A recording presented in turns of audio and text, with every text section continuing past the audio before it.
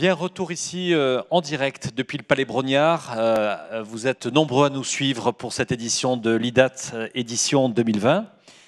Alors, nous accueillons Wassim Chowbadji, qui est le Senior Vice President Government Affairs and Public Policy EMEA Qualcomm, le groupe Qualcomm qui est un groupe américain, mais depuis très longtemps ici implanté en Europe. Tout d'abord, comme on va beaucoup parler d'Europe, et c'est vrai qu'on a cette idée, peut-être quelquefois, de trop se regarder le nombril. Moi, j'ai envie de dire, comment on regarde l'Europe depuis San Diego? San Diego, c'est là où est le siège de Qualcomm. Donc, en premier lieu, quand on regarde l'Europe de San Diego, on la regarde avec des yeux européens. Je m'explique. Souvent, on parle du marché européen. À mon avis, c'est une mauvaise définition. Il faut regarder l'Europe comme un continent stratégique. Stratégique de tout point de vue. C'est un continent qui peut accompagner une révolution industrielle comme on voit aujourd'hui avec la 5G. Ce n'est pas juste un continent d'utilisateurs et de consommateurs, comme on entend souvent. C'est un continent de talent, avec des centres de R&D très, très performants. C'est le domicile de la standardisation mondiale des technologies mobiles avec l'ETSI, en France d'ailleurs. C'est un continent où les partenariats sont forts. Que ce soit en fait quand on regarde les partenariats entre pays pour construire l'Europe, on retrouve ce type de partenariat à tous les niveaux. Et c'est pour ça, Qualcomm, quand on regarde le business model de Qualcomm, c'est un business model horizontal, basé sur les partenariats. Donc il y a vraiment une intersection avec l'Europe. Et finalement, je dirais que l'Europe, c'est un continent d'investissement. À partir de l'Europe, on peut construire des centres d'excellence mondiaux.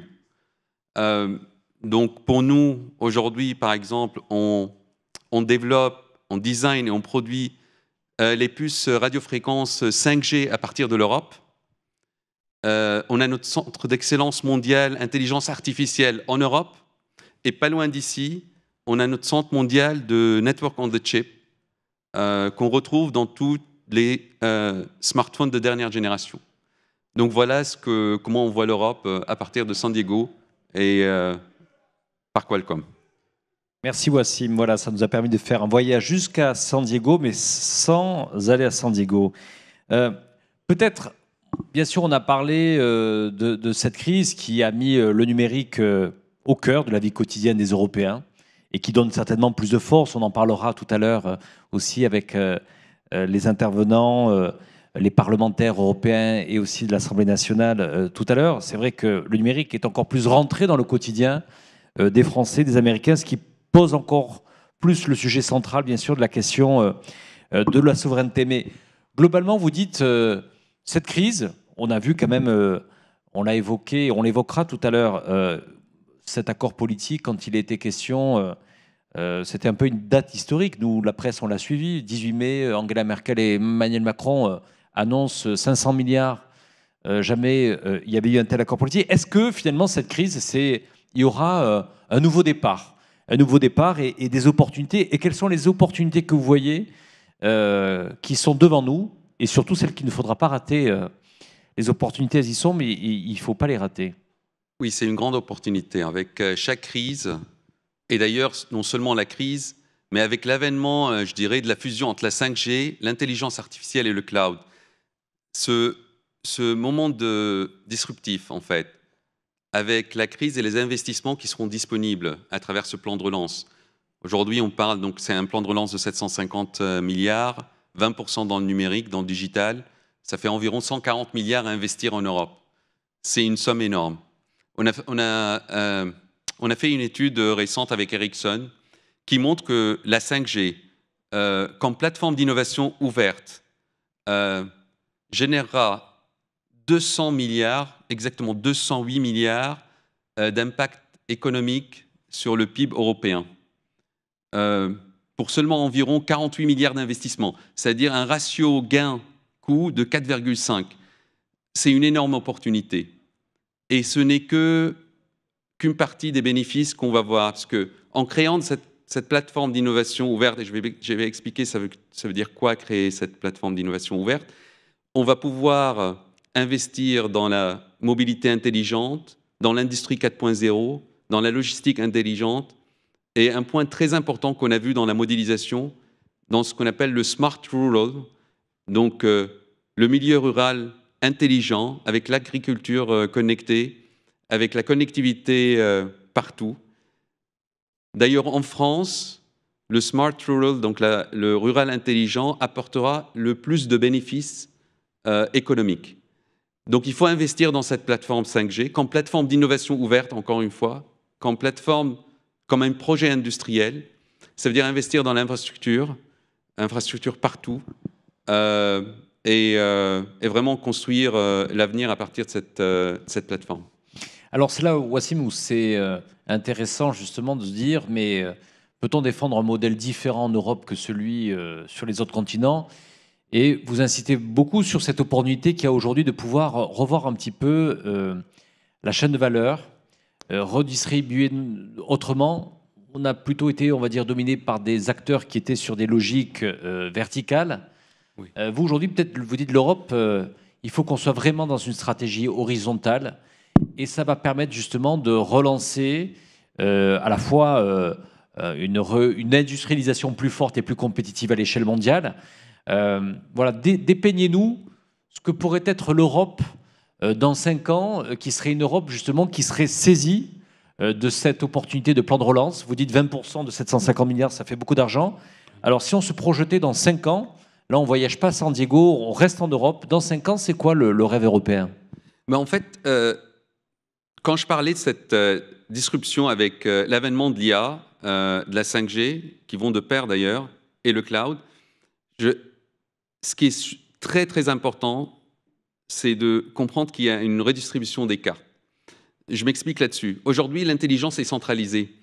Les données, les datas partent vers des serveurs centraux où les décisions sur l'IA et l'entraînement des modèles d'intelligence artificielle se font dans le cloud central, c'est-à-dire entre les mains de peu d'acteurs, qu'on appellerait gatekeeper, avec une verticalisation.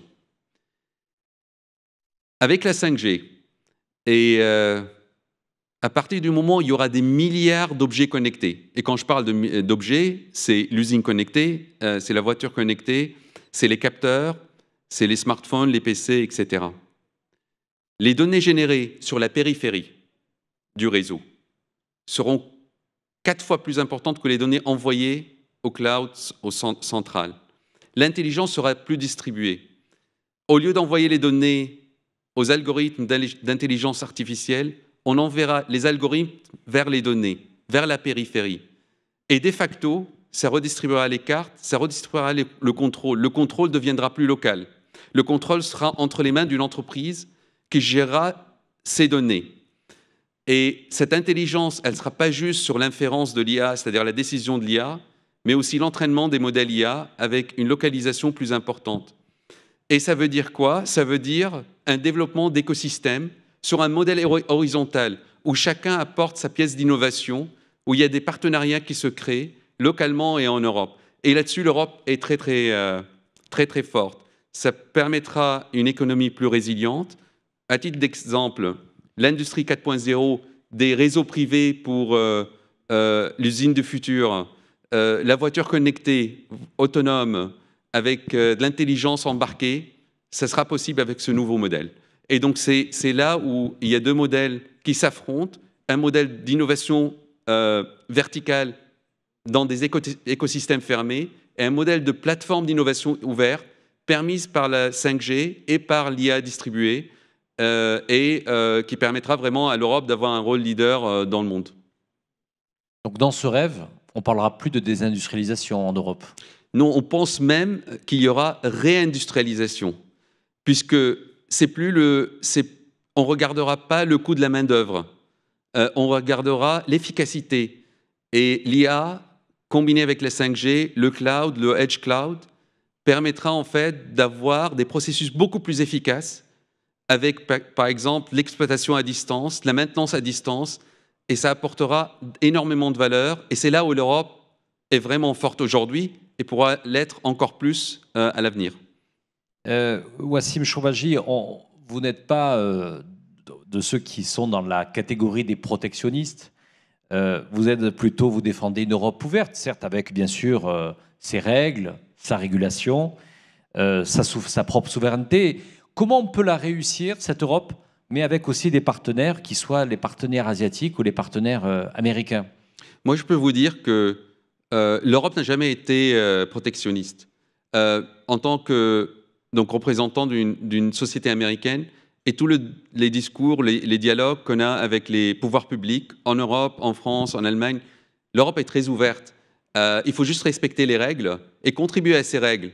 À partir du moment où on respecte le cadre concurrentiel, les règles sur les protections de données, sur l'interopérabilité, sur la standardisation, sur une innovation ouverte, on a notre rôle à jouer en Europe.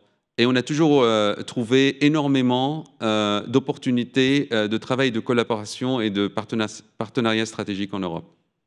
Wassim Chowdhury, on va terminer ce voyage avec vous par la question de l'Afrique. Oui. Vous savez que tous les travaux de l'IDAT sont beaucoup regardés par les gouvernements mondiaux, européens, mais aussi par les industriels.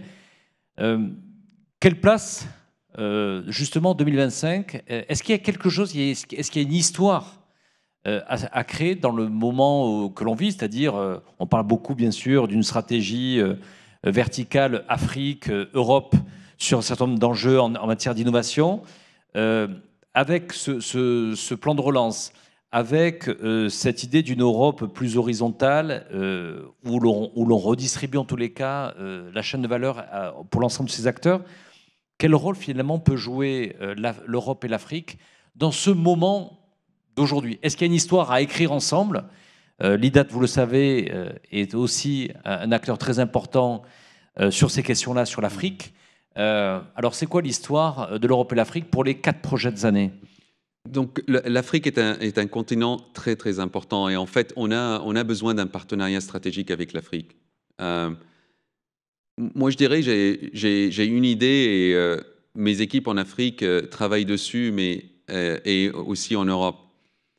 Il y a 3 ans, l'Europe a adopté un plan d'action 5G, 5G Action Plan. Aujourd'hui, on a 50 réseaux en Europe, dans 22 pays. L'Afrique est en retard sur la 5G. Je pense qu'on peut avoir un 5G Action Plan euro-africain, sur lequel on peut construire des synergies, un développement industriel commun, en prenant en compte en fait les qualités de chaque continent. Donc il y a vraiment une opportunité et les travaux de l'IDAT sont hyper importants là-dessus. Et il faut se lancer, il faut travailler avec l'Afrique dans un cadre de partenariat et utiliser le pouvoir d'investissement pour construire ce plan commun.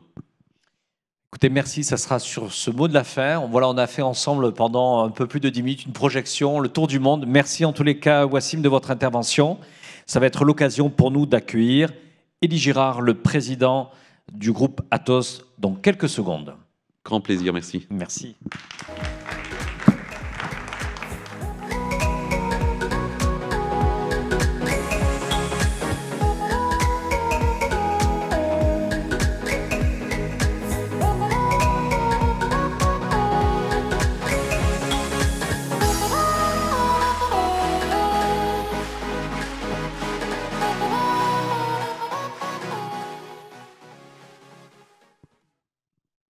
Bonjour, Élie Girard, merci en tous les cas d'être venu jusqu'à nous, au Palais Brongniart, pour une édition de l'IDAT un peu particulière, mais il n'était pas question en tous les cas de sauter une édition.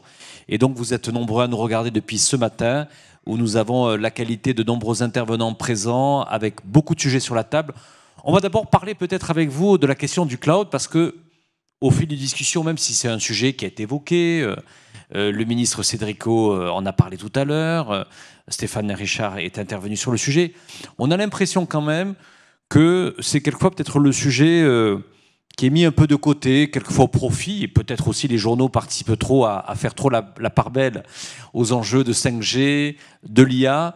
Et pourtant, celles et ceux qui prédisent, qui sont, on va dire, les ceux qui prédisent les crises disent qu'après la crise sanitaire, ça sera certainement les questions de cybersécurité et les enjeux autour du cloud. Est-ce que cette crise, finalement, va remettre peut-être au centre l'enjeu du cloud européen? Bonjour à tous d'abord et merci, merci de votre invitation, merci beaucoup. Je pense qu'il y a énormément de questions dans votre question. Si on se concentre sur le cloud, je pense que c'est un des grands sujets du moment. Ça l'était déjà avant la crise. Il y a un phénomène d'accélération, très clairement. Mais ce qui me paraît peut-être plus intéressant que l'accélération quantitative du cloud, c'est l'accélération qualitative, c'est-à-dire la nature du cloud. Le cloud, la révolution du cloud est en train de changer de nature. Quantitativement, les courbes se sont croisées en 2018, c'est-à-dire entre ce qu'on appelle l'IT traditionnel et le cloud. Le cloud a surpassé l'IT traditionnel fin 2018, hein, sur le marché entreprise, qui est évidemment le plus gros. En termes de nature, ce qui change, c'est plusieurs choses. D'abord, les entreprises migrent dans le cloud, non plus par étapes, mais elles migrent à la fois leur infrastructure, leur base de données et les applicatifs, et la cybersécurité qui va avec. Donc ça, c'est ce qu'on appelle le full stack cloud. Donc ça, c'est un premier phénomène qui est vraiment un changement par rapport à avant. Le deuxième phénomène, c'est que les applications qui passent dans le cloud sont des applications critiques. Si vous regardez les applications qui aujourd'hui sont dans le cloud, au niveau mondial, vous avez 10% des applications qui sont des applications critiques.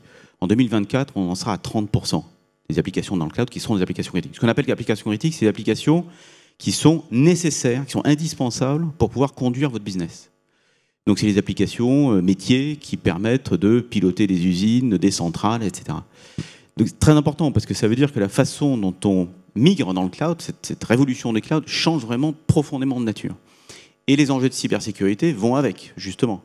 L'application critique, enjeux de cybersécurité, comment on peut arrêter les usines à partir du cloud dès lors qu'on a des applications critiques qui sont dans le cloud. Le troisième élément qui va avec, c'est que le cloud, entre guillemets, normal, ne suffit plus. Il faut des capacités de calcul derrière les data centers. Ce qu'on appelle les solutions bare metal, c'est-à-dire qu'il faut des petits supercalculateurs derrière les data centers, y compris les data centers ce qu'on appelle les hyperscalers, des Amazon, des Google et des Microsoft. Et puis, un dernier point, il y en a beaucoup d'autres, mais j'essaie de me concentrer, qui est le edge. Le edge, c'est quoi? C'est en fait la suite du cloud, ou le complément du cloud. Mais c'est plus qu'un complément. Aujourd'hui, c'est un complément. Pourquoi? Parce que 80% des données sont créées au centre de l'infrastructure, c'est-à-dire dans les data centers, on va dire dans le cloud. 20% à la périphérie, c'est-à-dire à l'edge. L'edge, c'est le bord, la périphérie. En 2025, seulement 5 ans, sera l'inverse. 20% des données seront créées au centre, 80% à la périphérie. Donc, on a une explosion de l'architecture qui doit suivre, c'est-à-dire, il y a 30 ans et 40 ans, toute l'informatique était dans les caves et dans les basements des bureaux.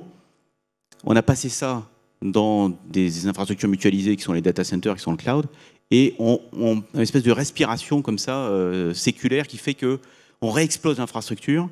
Et l'intelligence, le edge, c'est pas des petits capteurs, hein, c'est de l'intelligence de calcul, mais c'est même pas que du stockage, c'est de l'intelligence de calcul, de processing, et réexploser et va se retrouver proche en fait des endroits où on a besoin de processer la data, c'est-à-dire des points de vente dans le retail, des usines naturellement, pour l'énergie, tout ce qui permet de constituer le grid, pour lutter contre quoi? Contre la latence, qui devient absolument critique quand on a des applications qui ne peuvent pas supporter cette latence. Donc tout ça, c'est un continuum, mais qui fait que le cloud d'aujourd'hui, le cloud même d'après-crise, est radicalement différent dans sa nature par rapport au cloud d'avant-crise.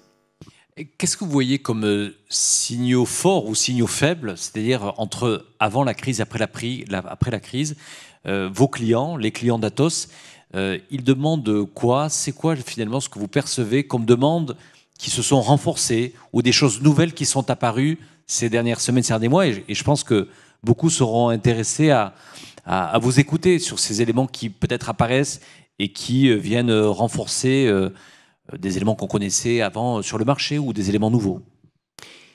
Alors, il y a évidemment tout ce qu'on appelle le digital workplace, donc l'espace de travail numérique, digital. C'est évident. On est leader dans le monde dans ce domaine, donc on a vu évidemment une énorme accélération.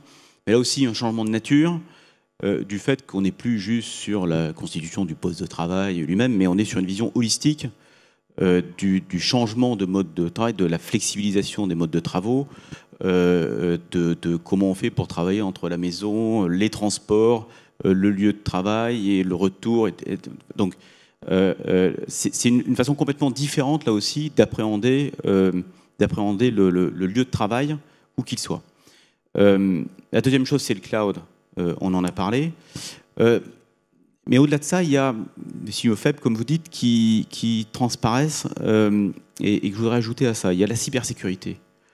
À l'évidence, le nombre d'intrusions a explosé. Alors, le problème, c'est qu'on parle toujours de tendances qui étaient déjà exponentielles, enfin, qui allaient déjà très vite. Elles vont encore plus vite. Mais je voudrais ajouter peut-être 2-3 notions dont on parle moins, mais dont je pense pour lesquelles il y aura un après-crise très différent de l'avant-crise dans le monde digital. Si je reste dans la sécurité, peut-être pas la cybersécurité, mais dans des notions que je classe quand même dans la sécurité numérique, il y a la question de l'indépendance technologique. C'est-à-dire que c'est plus possible dans un monde après-crise ça a exacerbé un certain nombre d'inquiétudes, pas simplement des citoyens, mais des entreprises. Les entreprises, on le voit, ne veulent plus être hébergées dans un seul cloud. Donc les stratégies multi-cloud, c'est-à-dire multi-cloud, pas simplement au sens cloud privé et cloud public, mais les entreprises ne veulent plus mettre leurs données uniquement dans le cloud d'un tel ou d'un tel.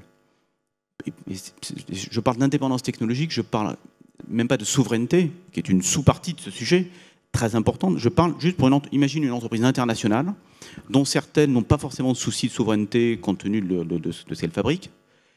Même si elles n'ont pas de problème de souveraineté, elles ont au moins un problème d'indépendance technologique, parce que si demain toutes leurs données sont dans un cloud, elles ont un vrai problème. Elles sont dépendantes d'un acteur, quel qu'il soit américain ou pas d'ailleurs. Et donc c'est extrêmement important. Peut-être on reparlera de Gaia X et des initiatives européennes, mais c'est des initiatives qui ont vocation à rendre des choses interopérables et à assurer la portabilité de la data. Alors, je sais qu'à l'IDAT, on est très proche des télécoms également, pas que. On a fait la portabilité des numéros de mobile il y a 25 ans.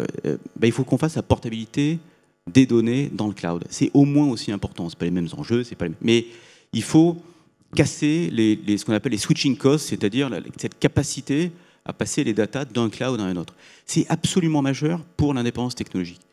Puis il y a une dernière notion qui là aussi monte très fort, et plus que dans les signaux faibles, qui est la notion de traçabilité, qui pour moi est très intéressante parce que traçabilité de la nourriture, traçabilité des équipements, on veut savoir si ça s'est passé en Chine, dans quelle région de Chine, etc.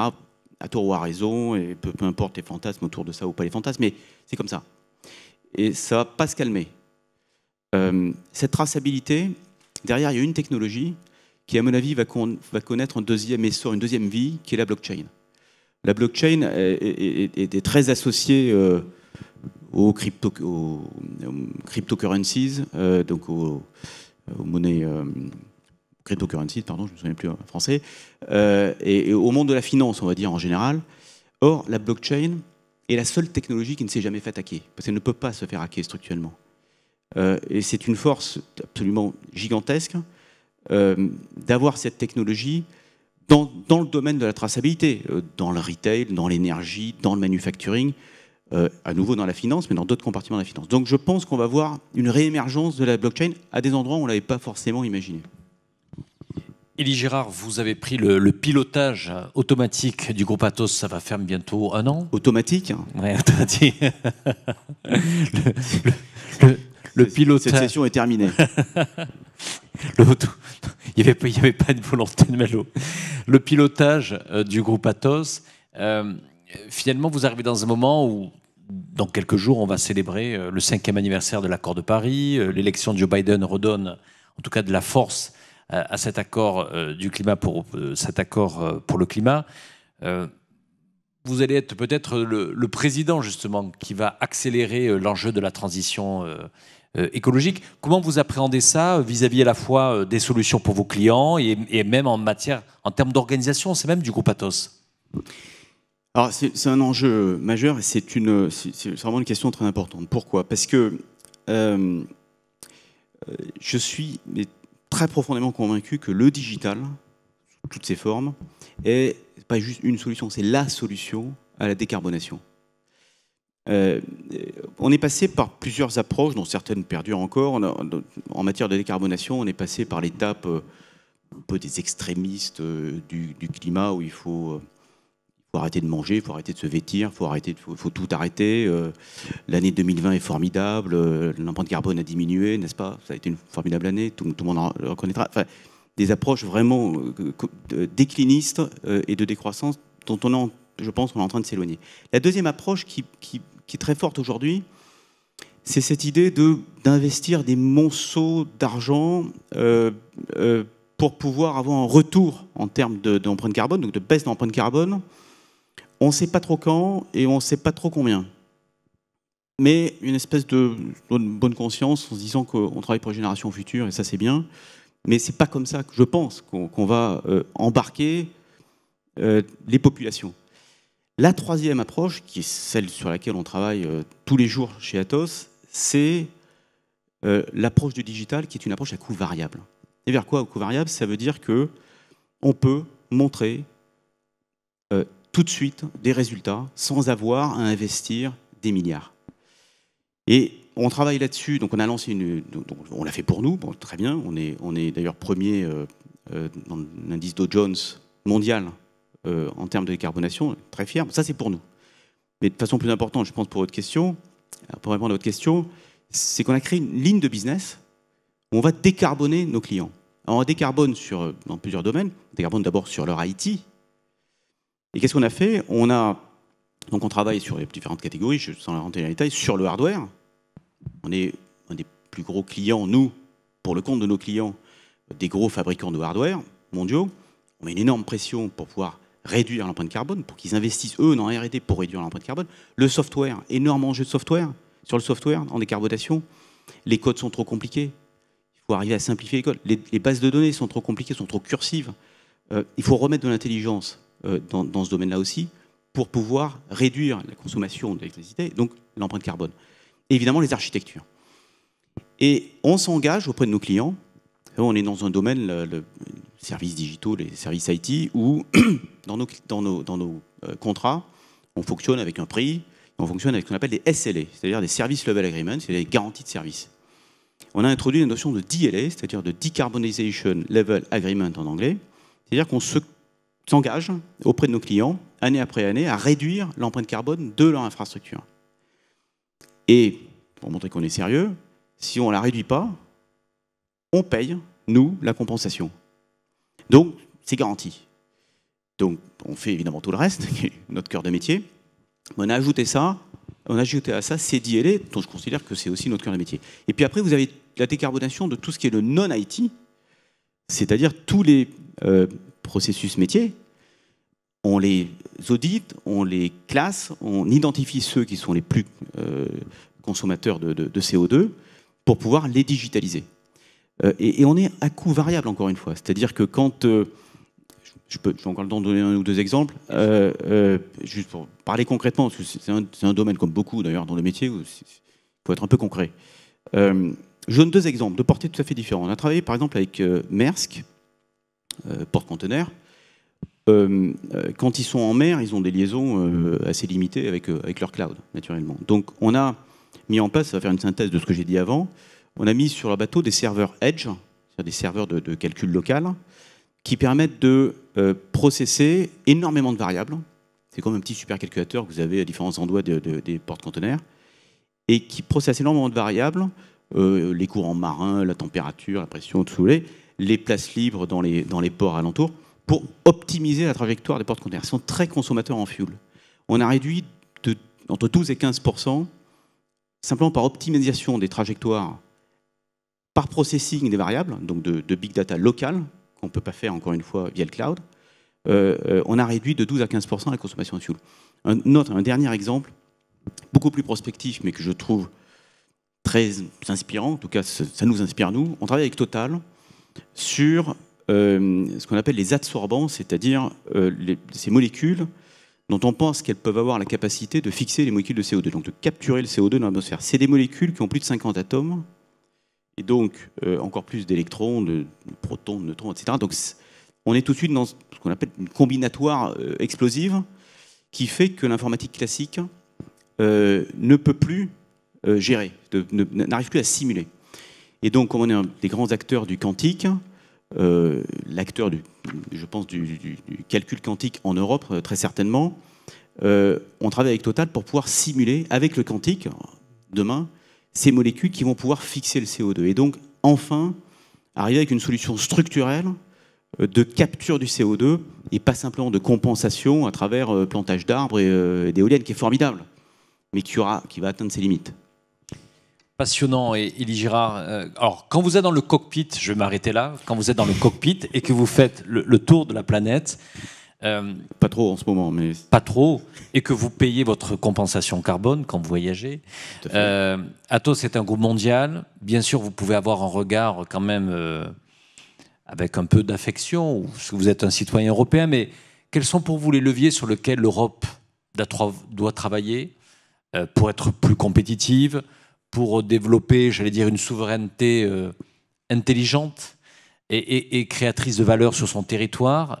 Comment le patron d'Atos, si vous deviez faire les recommandations, les 3 recommandations à partager avec, tout à l'heure, il y aura un député européen, puis tout à l'heure, Laure de la Raudière sera avec nous, quelles seraient vos recommandations? Ouais,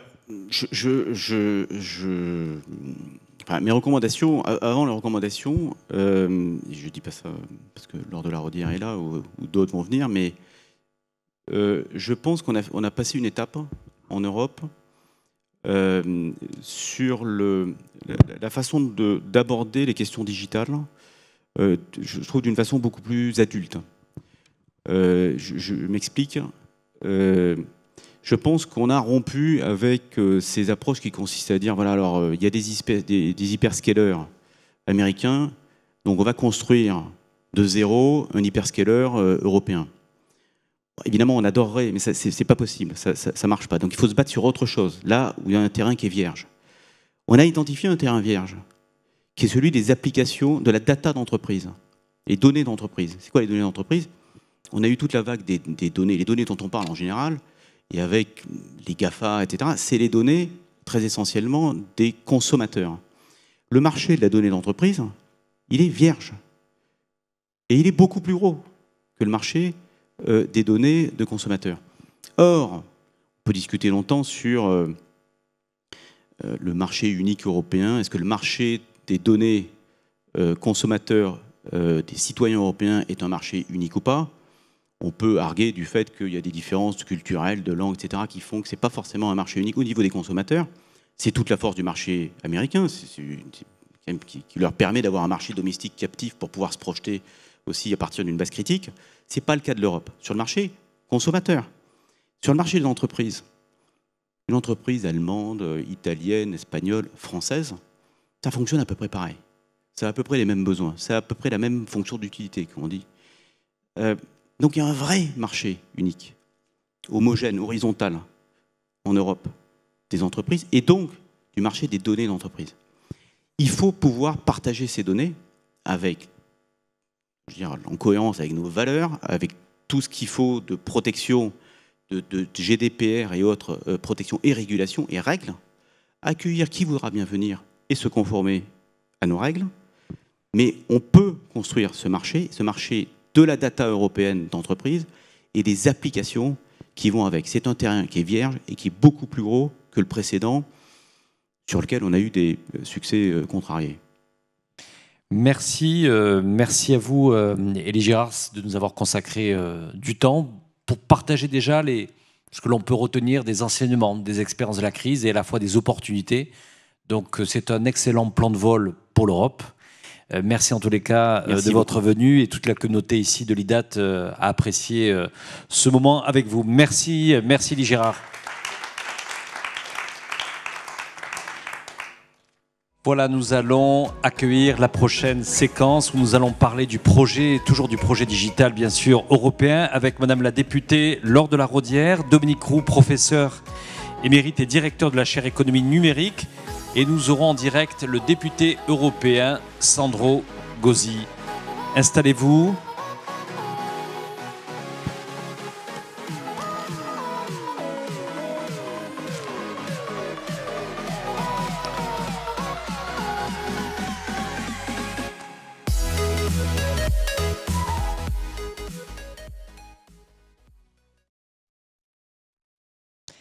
Voilà, de retour pour aborder cette séquence sur, bien sûr, le projet digital et industriel pour une Europe ouverte aux partenariats internationaux. Madame la députée, bienvenue au Palais Brongniart. Ça nous fait plaisir de vous voir en vrai, en physique. Bonsoir. Nous avons Sandro Gozi et Dominique Roux qui nous suivent. Bonsoir, monsieur le député européen. Bonsoir, Sandro Gozi. Et Dominique Roux doit être également avec nous. Peut-être, Laure de la Raudière, je vous ai senti attentif quand le président d'Atos, qui quand même est un acteur mondial, dit « on a grandi en Europe, on est passé peut-être du statut de l'adolescent à une certaine maturité ». Je vous ai entendu et ouvrir les yeux. Oui, je pense que les politiques, que ce soit au niveau européen d'ailleurs ou dans chacun des pays, ont pris réellement conscience de la transformation de la société par le numérique. Pas uniquement d'un point de vue économique, hein, je dis bien transformation de la société par le numérique. L'Europe, d'ailleurs, a construit une première brique des réglementations assez tôt avec la protection des données personnelles. C'est une belle réussite européenne parce qu'elle a abordé le numérique non pas sous une vision de protectionnisme en disant il faut qu'on ferme nos frontières parce que ces géants de l'Internet viennent nous tailler des croupières d'un point de vue économique et puis pas forcément avec nos règles de jeu, mais en disant finalement quelles sont les valeurs que j'ai envie de défendre au niveau européen. Moi, je suis attachée à la vie privée, je suis attachée à la protection des données personnelles. C'est quelque chose qui lie tous les pays européens. Et ben, portons ces enjeux de valeurs dans notre réglementation et en plus, imposons aux acteurs qui sont en dehors de l'Europe de les respecter. Cette première brique européenne, quand ça a été produit au niveau européen, c'était presque magique de voir l'ensemble des pays européens se mettre d'accord sur ces enjeux. Et je pense que c'est comme ça qu'il faut que l'Europe continue à travailler. C'est dans une Europe avec une vision pas de protectionnisme, surtout pas, mais de conquête, en se disant, bah voilà, la société se transforme à cause du numérique, l'Europe a toute sa place dans ces sociétés, mais on a des valeurs à défendre. Et ces valeurs qui nous lient, on doit les porter dans notre réglementation européenne. Et après, bah, c'est un terrain de jeu pour tout le monde qui s'applique. Est-ce que vous avez l'impression que finalement, quand on en parlera tout à l'heure avec le député européen, mais quand on évoque quelquefois, souvent, on accuse l'Europe de tous les maux, de tous les dysfonctionnements. Est-ce que l'Europe, finalement, peut-être, ou quelquefois on dit qu'elle est un peu trop, qu'elle n'est pas suffisamment politique, est-ce que le numérique peut être un élément de réconciliation ou sur lequel se retrouvent les Européens? C'est-à-dire, on attend toujours en disant, mais il manque aujourd'hui un récit européen pour se retrouver. Je vous pose une autre question, j'en profite, mais on a eu en Europe la construction d'un bel acteur comme Airbus, qui a été finalement la concrétisation, à un moment donné, de mettre autour de la table les Italiens, les Allemands, les Anglais, les Espagnols, et on a réussi Airbus.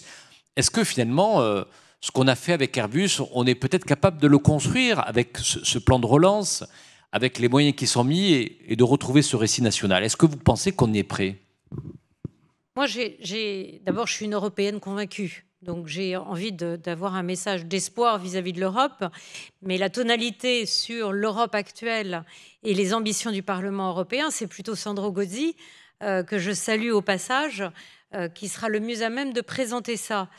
En revanche, pour répondre à cette question, il y a le 9 décembre la présentation du Digital Service Act devant la Commission européenne. C'est un moment important de savoir si l'Europe est capable, dans ce nouveau projet de régulation autour du numérique, est capable de porter une ambition européenne de régulation qui nous permettra à la fois de défendre nos valeurs, et je reviendrai sur, à mon avis, les valeurs qui sont à défendre à l'ère du numérique, mais aussi de trouver, en fait, par cette régulation et réglementation, un terrain de jeu pour nos entreprises européennes. Moi, je pense qu'on a réussi, comme je l'ai dit, la protection des données personnelles au niveau européen. On a maintenant des enjeux majeurs au niveau européen à porter, qui sont des enjeux de respect de la dignité humaine et de l'éthique sur les réseaux sociaux. Voilà, il y a ce qui se passe sur les réseaux sociaux aujourd'hui et la façon dont fonctionnent les algorithmes de recommandation pose des problèmes par rapport aux valeurs qu'on porte au niveau européen de façon commune sur la dignité humaine, mais on peut aussi questionner les valeurs démocratiques. Est-ce que les réseaux sociaux tels qu'ils fonctionnent et est-ce que le numérique tel qu'il fonctionne pour les consommateurs aujourd'hui respecte le débat démocratique ? Ma réponse aujourd'hui est non, et donc j'attends que l'Europe puisse garantir, comme nous sommes un ensemble de pays avec la démocratie en notre cœur, puisse répondre à cet enjeu de défense de la démocratie. On a aussi un enjeu de créer une réglementation qui permette un jeu équitable et peut-être une neutralité plus grande des plateformes, que ce soit des plateformes de e-commerce ou des moteurs de recherche. Tout ça, c'est des réponses qu'on doit avoir dans la régulation européenne. Moi, je pense que si on défend ces valeurs, si on utilise les armes qu'on a, c'est-à-dire les armes qu'on a au niveau européen, ça a été très bien présenté dans la table ronde présente, elles sont de deux natures. C'est la maîtrise des technologies et c'est les hommes et les femmes et la formation qui est associée. Sur les technos, on est bon sur des technos qui ne sont pas encore, je dirais, où les jeux et les équilibres mondiaux ne sont pas encore réalisés. On est bon en matière de blockchain. Ça a été dit, l'enjeu est important, ça a été dit dans la table par le président d'Atos juste avant. On est bon dans le quantique. On est bon en matière de crypto. On est bon sur l'hydrogène. Ces briques techno sont des éléments majeurs de développement d'une économie européenne numérique qui peut conquérir le monde demain. Et puis les hommes et les femmes, ça a été dit avant, je ne vais pas le répéter, mais les formations au niveau européen sont d'excellente qualité. Et ça, c'est un atout indéniable au niveau européen pour gagner cette deuxième phase de l'évolution numérique.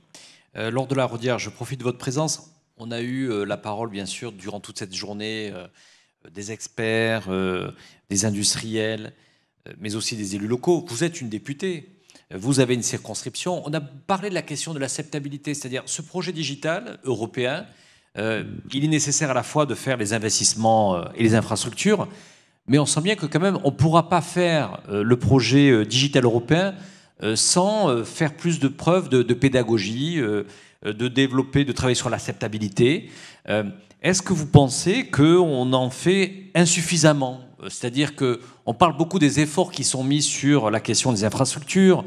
On a une France et une Europe dans lesquelles le haut débit se développe, on va dire, de manière forte, et ça répond bien à nos usagers, il y a vos électeurs, mais est-ce qu'on a encore, selon vous, vous qui êtes une élue de terrain, un peu de travail à faire pour essayer de fédérer encore plus peut-être celles et ceux qui ne voient pas encore dans le numérique un atout pour la société? C'est un enjeu majeur. Je pense que vous avez cité l'inclusion numérique sur l'aspect fracture numérique territoriale. Et ça, on commence à avoir réellement des réponses et un déploiement sur le terrain pour améliorer la qualité d'accès, notamment dans les territoires ruraux. Et il y a une prise de conscience plus récente du fait que certaines personnes sont très éloignées en fait de l'usage du numérique, en ont peur et que ça devient un repoussoir pour eux. C'est pour ça que le gouvernement a mis dans le plan de relance 250 millions d'euros sur ce sujet-là. Donc il y a une prise de conscience au niveau du gouvernement, il y a une prise de conscience au niveau des territoires. Il faut maintenant on passe à la vitesse supérieure pour que personne ne se sente exclu de cette révolution. La difficulté, c'est que ça va très vite et qu'il y a des gens qui en ont peur parce que ça va trop vite. Donc il faut vraiment qu'on ait les dispositifs sur le terrain, à proximité des gens, dans chacune des mairies, d'accompagnateurs en fait de cette transition de chaque personne en fait pour prendre en compte cette transformation numérique. C'est particulièrement important dans cette crise sanitaire puisqu'on développe les outils de télétravail, et certaines personnes ne sont pas à l'aise dans tout cet univers. Moi, je prends l'exemple des élus locaux. On a réalisé notre premier conseil communautaire en visioconférence la semaine dernière. Eh bien, certains maires de la communauté de communes ne se sont pas connectés. Ils ne se sont pas connectés parce qu'ils n'ont pas osé demander de l'aide pour qu'on puisse venir leur expliquer comment ça fonctionne et tout. Ils étaient intimidés. Donc, c'est des maires. Alors, voilà. Et donc, il faut vraiment que ce soit les premiers qui se sentent inclus dans cette révolution pour pouvoir accompagner aussi l'ensemble des habitants de leur commune à cette transformation. Dominique Roux, vous nous suivez. Vous êtes notamment le professeur émérite et directeur de la chaire économie numérique à l'Université de Paris-Dauphine. Merci d'être avec nous. Est-ce que l'on peut dire que 2020 sera un nouveau départ pour l'économie numérique?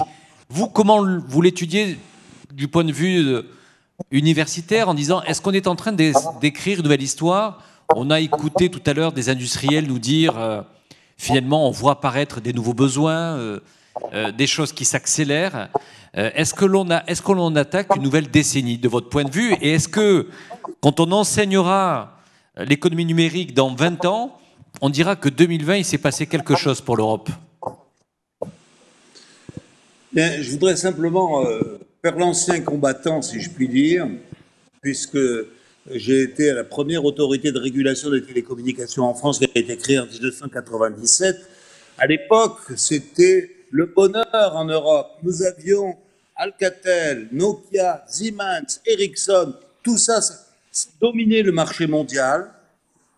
Et puis, tout est parti en Asie quasiment.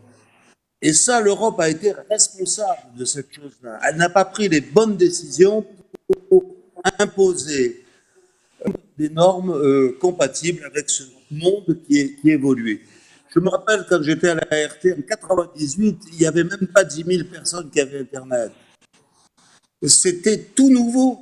On regardait et on avait les mêmes débats qu'on retrouve avec la 5G aujourd'hui sur la nocivité de ces ondes maléfiques qui vont perturber les pauvres Français, etc. Aujourd'hui, il y a des milliards de gens qui utilisent des téléphones mobiles. À l'époque, c'était sur la téléphonie mobile.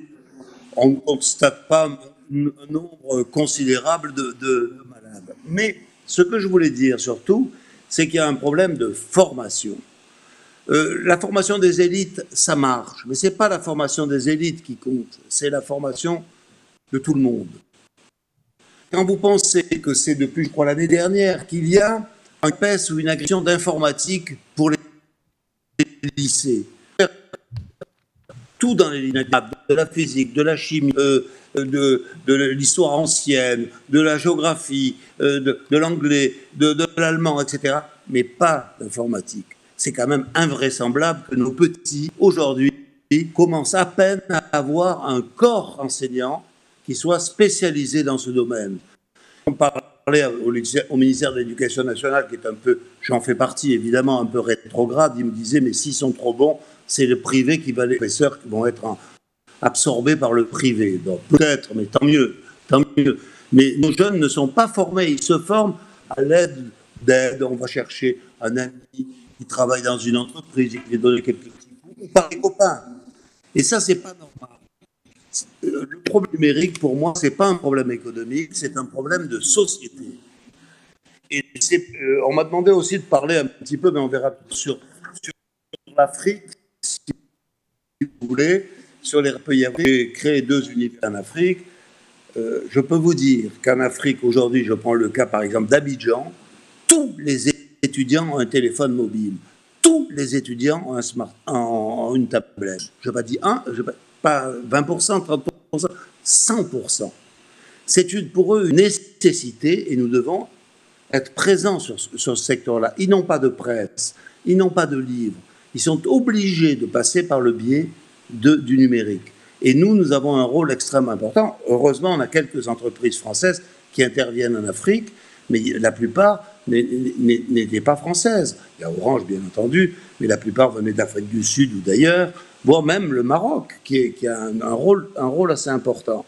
Donc, pour l'Afrique, c'est une nécessité. Il n'y a pas de réseau bancaire. Donc, c'est pour ça que l'Afrique est un numéro 1 en banking, aujourd'hui par le numérique.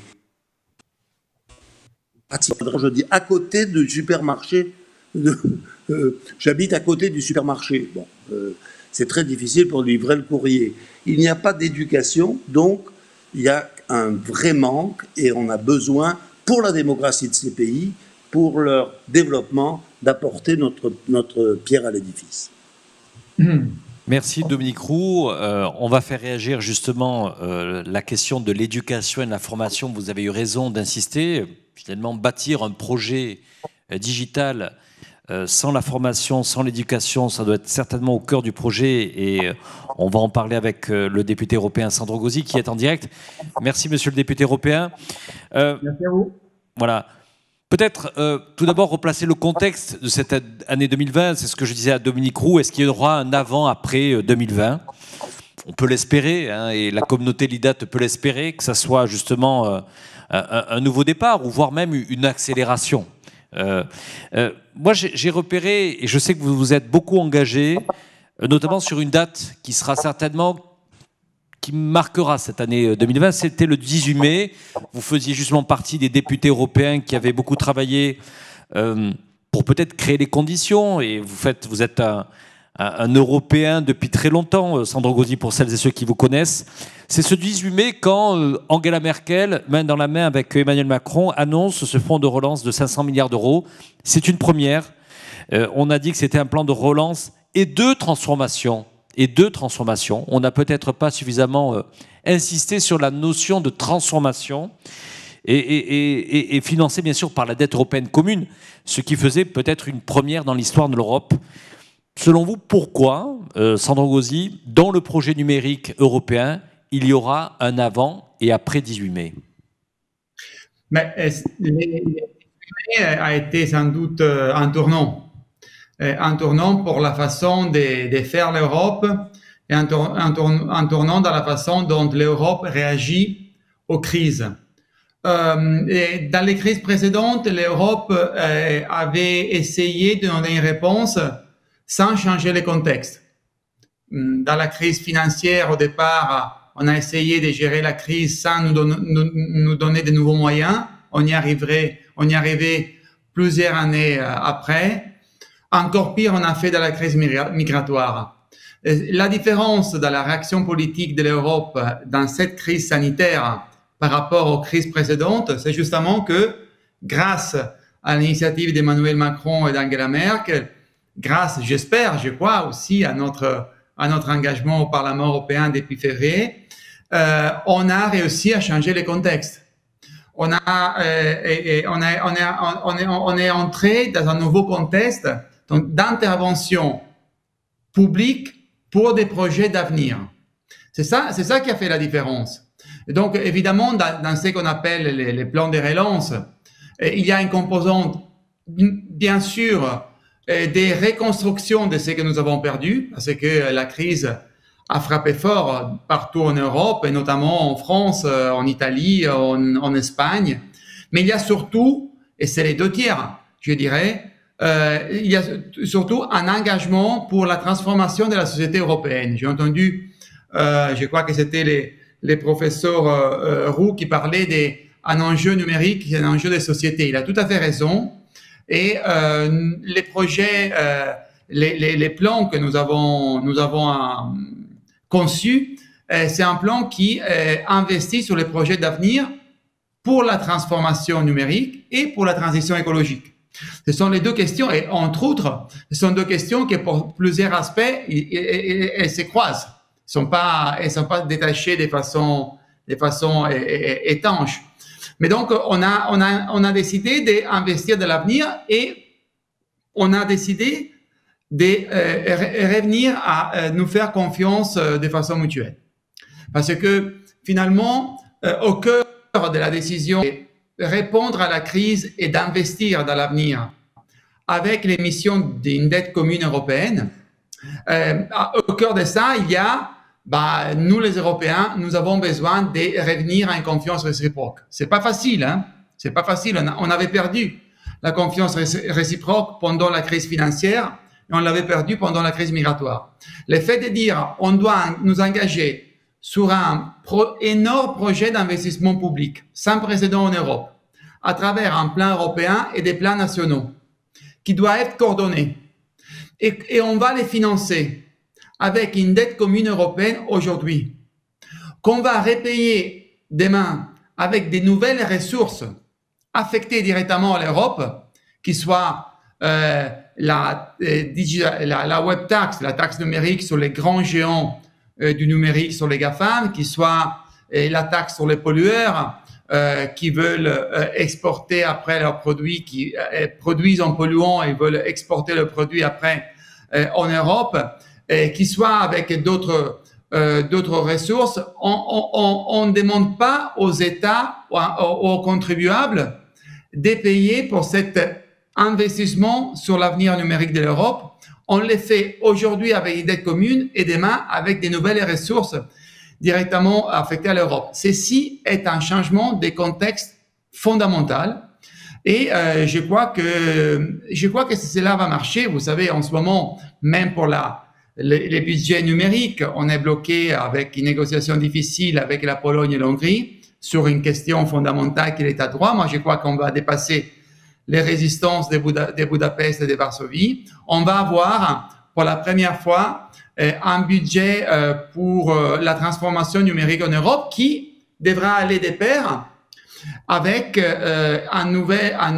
des nouvelles initiatives politiques et législatives pour construire une véritable souveraineté numérique européenne.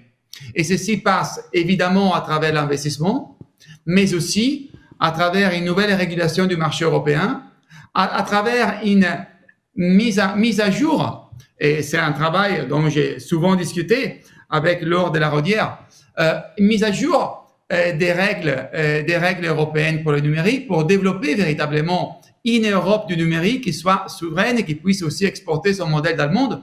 Je rappelle ça et j'ai conclu. On a encore des règles qui ont été élaborées il y a 20 ans. Et il y a 20 ans, il n'y avait pas Facebook. Il n'y avait pas Snapchat.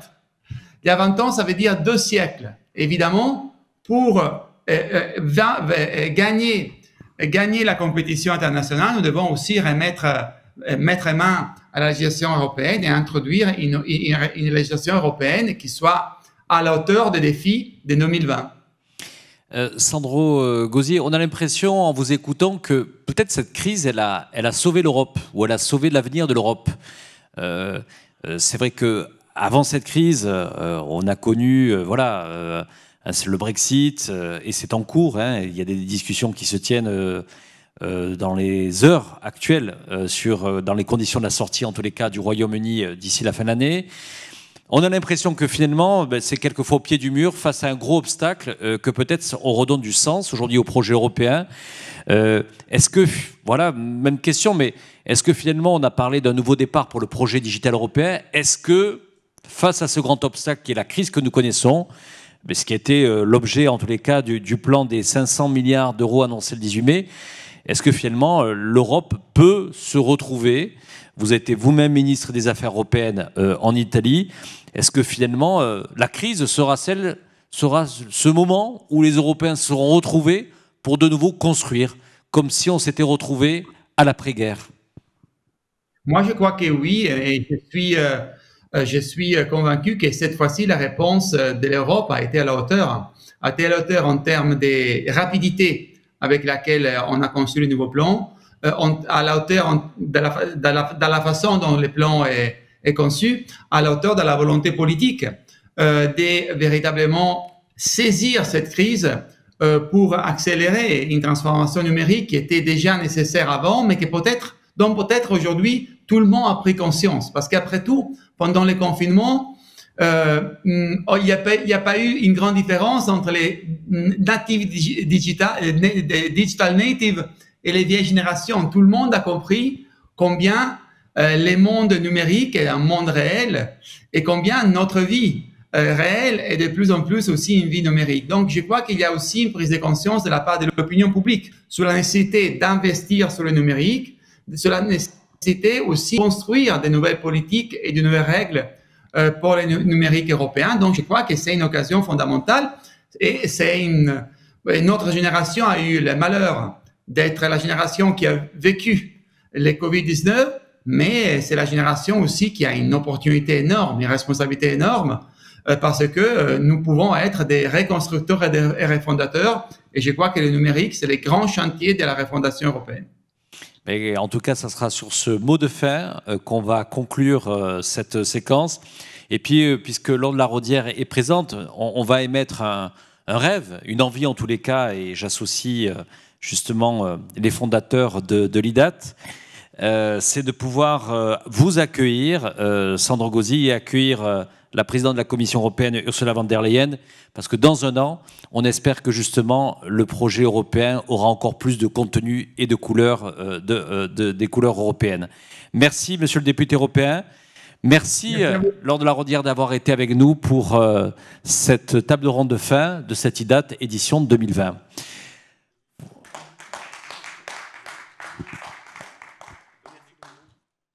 Et je remercie bien sûr monsieur le professeur qui doit être avec nous. Et ça sera l'occasion, on a fait en tout cas un bilan de l'action justement de l'éducation nationale, du rôle de l'éducation nationale. Ce qu'on aura entendu quand même, c'est accompagner les jeunes, mettons le numérique au cœur de l'école, et on aura certainement une Europe mieux préparée face à ces nombreux défis numériques. Merci en tous les cas à l'Université de Paris-Dauphine et à Dominique Roux de votre intervention. Le message a été entendu.